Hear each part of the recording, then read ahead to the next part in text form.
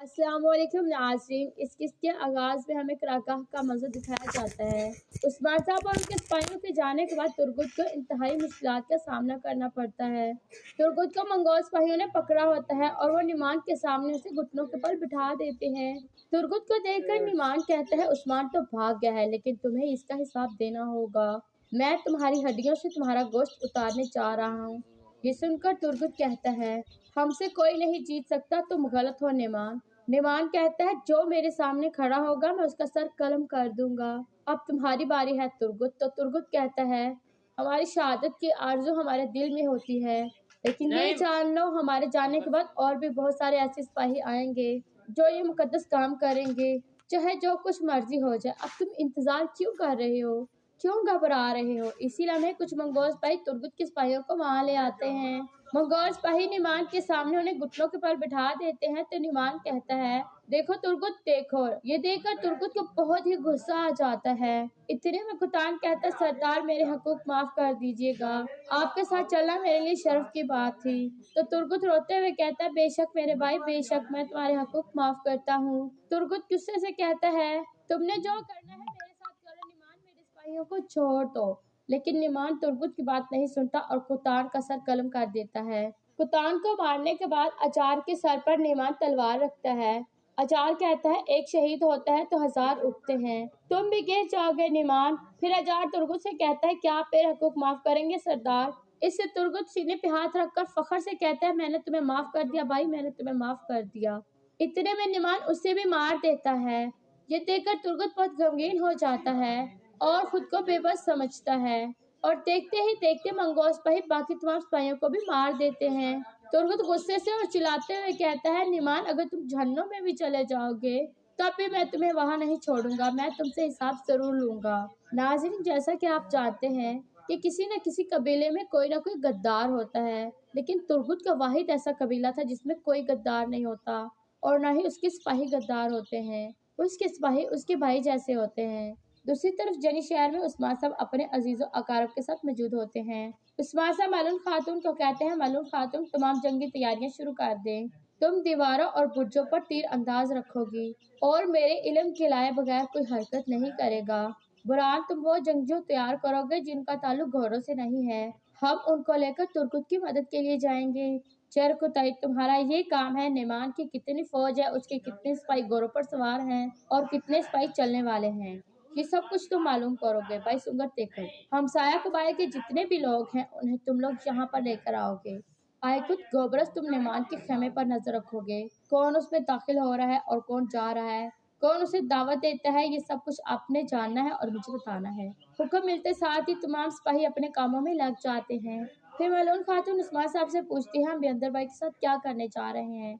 अगर वो ना होता तो हमारा हाल बहुत बुरा होता। उस्मान साहब कहता है, मैं बेअंदर पर अलग गौर करूंगा, बच्चे और यनीशर आपकी अमानत है। ये कहते साथ ही उस्मान साहब आगे बढ़ते हैं तो उन्हें घोड़े की आवाज सुनाई देती है। इतने में तुर्गुत का घोड़ा सहन में दाखिल हो जाता है। बुरहान घोड़े के पास जाता है और उससे खत निकालकर पढ़ने लगता है। खत पढ़ने के बाद बुरहान बहुत परेशान हो जाता है और कहता है, तुर्गुत साहब। दूसरी तरफ हमें सुगौत का मंजर दिखाया जाता है। सुल्ताना जलाली और कराबी के साथ होती है और गुस्से से जलाली को कहती है, उस्मान कैसे बच गया, ये सब लोग क्या कर रहे थे?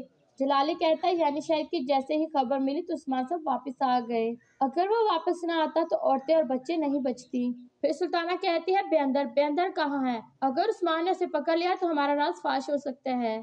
निमान और मेरे ताउन के बारे में उस्मान को सब कुछ पता चल सकता है। जवाबन कराबिल कहता है, बेअंदर और हुसैन के बारे में कुछ पता नहीं है। ये सुनकर सुल्ताना चिल्लाते हुए कहती है, बेवकूफ, अब हमें यहाँ रहना नहीं चाहिए, हम यहाँ से जा रहे हैं। ये सुनते साथ ही जलाली और कराबिल वहाँ से चला जाता है। दूसरी तरफ हमें यानी शहर में बुरहान को दिखाया जाता है जो खत लेकर उस्मान साहब के पास आता है। उस्मान साहब खत को खोलकर पढ़ते हैं तो उसमें लिखा होता है, तुर्गुत मेरे हाथों में है, मैं तुम्हें 15 दिन का वक्त देता हूँ, तुम जंग छोड़ दो और हथियार डाल दो। अगर तुमने कोई मनसूबा बंदी की तो पहले मैं तुर्गुत को मारूंगा और फिर तुम्हें।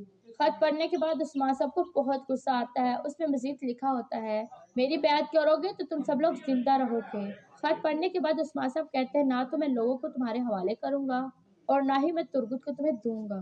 तुम्हारे हाथ में मोहर और तुम्हारे पीछे हजारों मजलूम। मैं कसम खाता हूँ, मैंने इस सरजमीन को तुम्हारी कब्र ना बनाया तो मेरा नाम भी उस्मान नहीं। अगले सीन में हमें सुबह का वक्त दिखाया जाता है। उस्मान सब सफेद पगड़ी पहन लेते हैं और बाला खातून बिल्कुल ठीक उनके पास मौजूद होती है। बाला उस्मान साहब को तैयार करते हुए कहते हैं, ये वक्त आ चुका है उस्मान साहब, हमें इस वक्त का काफी अरसे से इंतजार था। उस्मान साहब कहते हैं, हाँ बिल्कुल बाला, हमें इस वक्त का बहुत अरसे से इंतजार था। खुदा की नेमत है, लेकिन इन मुश्किलों दिनों में क्या ये वक्त सही है? उस्मान साहब कहते हैं, जो दरख्त मुश्किल दिनों में जड़ नहीं पकड़ता वो हवा के किसी भी जोर से गिर जाएगा।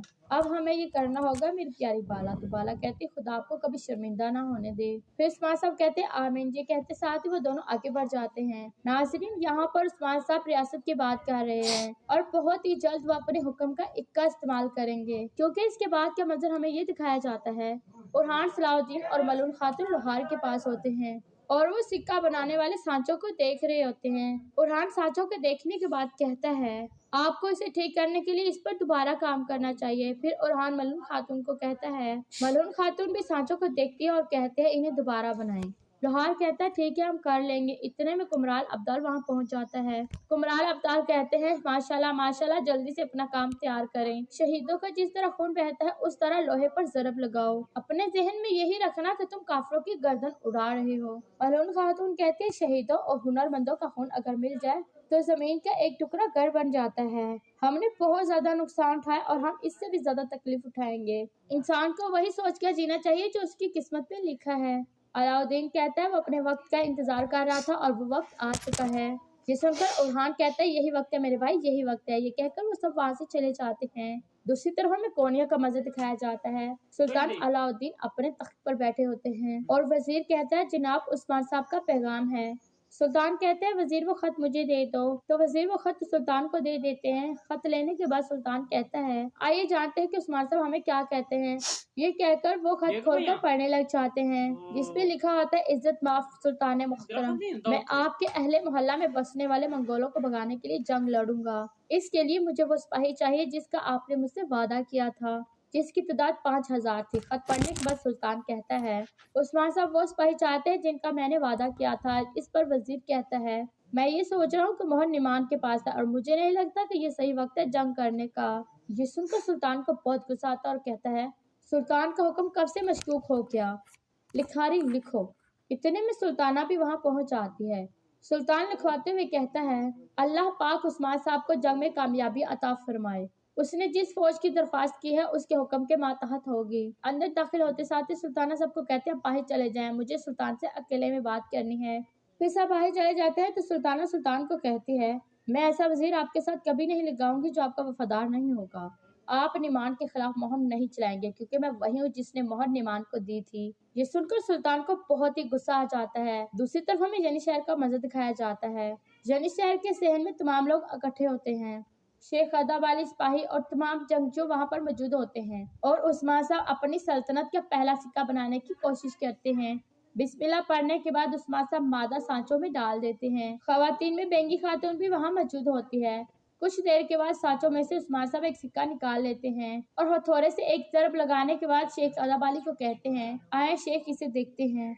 फिर उस्मान साहब एक चांदी का और एक सोने का सिक्का उठाकर उनका मुआयना करते हैं और मजीद कहते हैं, खुदा जो चाहता है वही करता है। उस्मान साहब सिक्कों को देखकर कहते हैं, पैमाइश बिल्कुल ठीक है, इंशाल्लाह हम इसे सही तरीके से बहुत जल्द बनाना शुरू कर देंगे। तब हम इन चांदी के सिक्कों का इस्तेमाल करेंगे ताजरों के लिए। हम काफिले के वाजिबात भी इसी से अदा करेंगे। लेकिन लोहार, आप लोगों को बहुत काम करना होगा, आपको मजीद इस तरह के सांचे और बनाने होंगे। इस पर तमाम लोहार कहते हैं, हजूर जो आपका हुक्म।